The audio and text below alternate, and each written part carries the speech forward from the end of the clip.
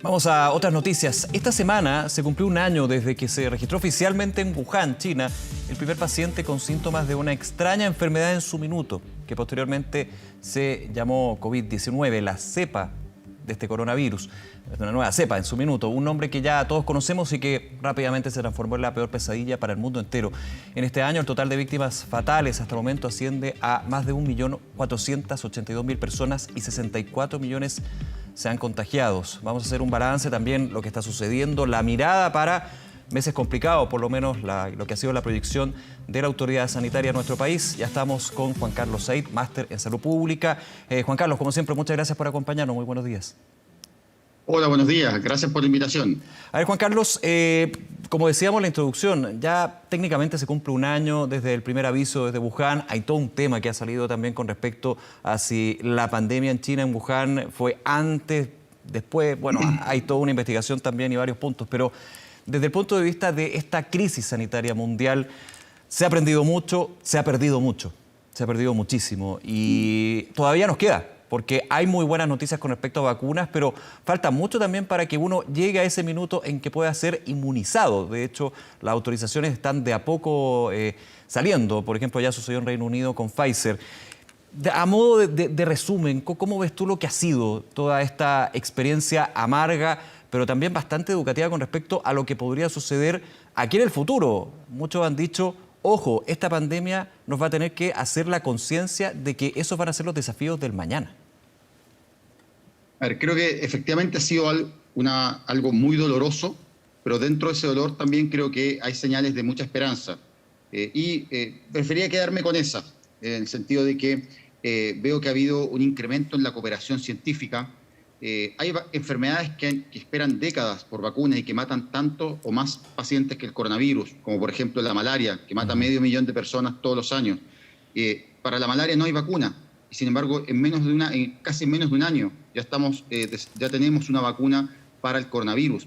Entonces eso demuestra que cuando la humanidad se propone cosas positivas, se propone ayudar a otras personas, podemos hacer eso. Cuando quizá hay enfermedades que siguen matando a personas, enfermedades que son potencialmente prevenibles con vacunas, es porque no le hemos puesto suficiente empeño. Pero el desarrollo de una vacuna de forma tan rápida abre muchas esperanzas en ese sentido.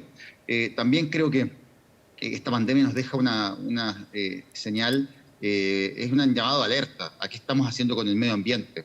Efectivamente, la salud no es algo que sucede en los hospitales, sino que es algo que sucede en la comunidad, que sucede en todas las políticas públicas que realizamos.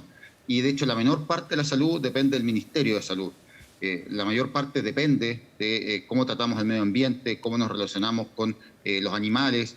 Y de hecho esta pandemia se originó en un mercado donde se faenaban animales de forma, digamos, pública, frente al público, y ese fue el foco de contagio. Sí.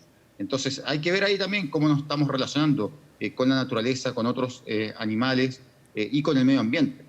Efectivamente, el coronavirus, por ejemplo, ha sido más letal en lugares donde hay más polución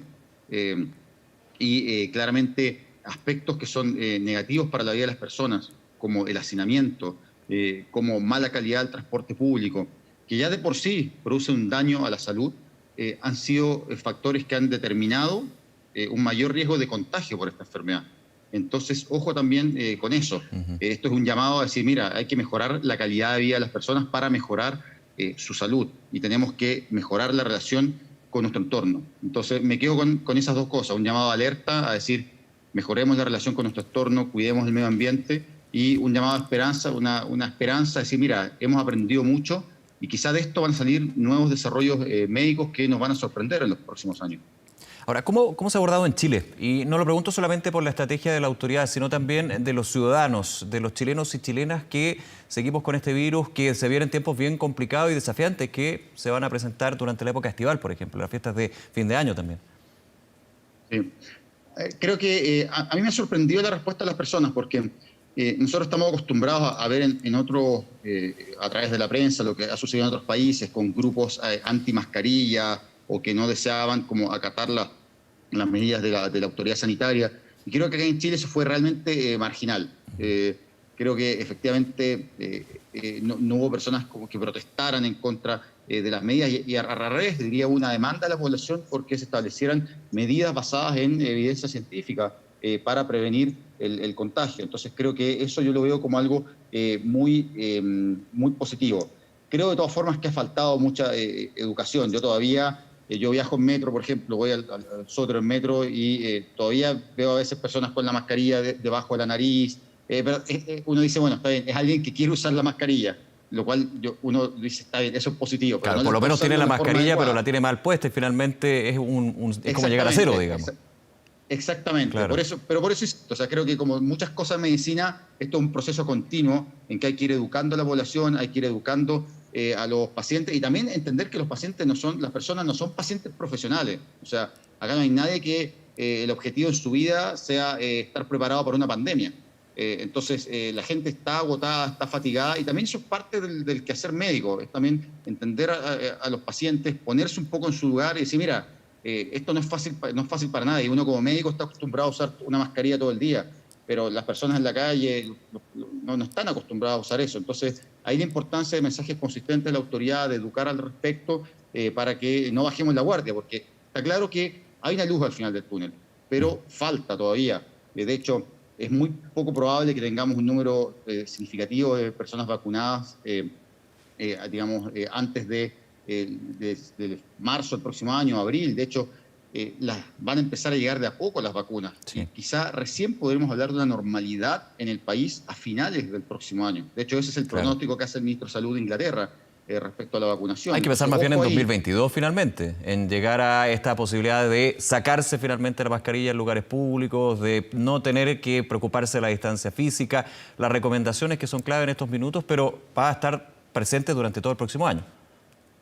Así es, o sea, yo creo que, mira, el 2021 va a ser un año probablemente mejor, cruzo los dedos para que así sea, Sí. un año mejor que el 2020, pero no va a ser como el 2019, no va a ser un año sin virus, la vacuna no es algo mágico, recordemos que son 2 dosis que se tienen que vacunar millones de personas, en probablemente el proceso de vacunación más grande que ha tenido Chile en un periodo de tiempo tan corto, con muchas dificultades técnicas. Recordemos además que la vacuna, que al menos la que está disponible hoy en día ya en Inglaterra, es una vacuna que requiere un frío extremo para ser transportado, que requiere 2 dosis.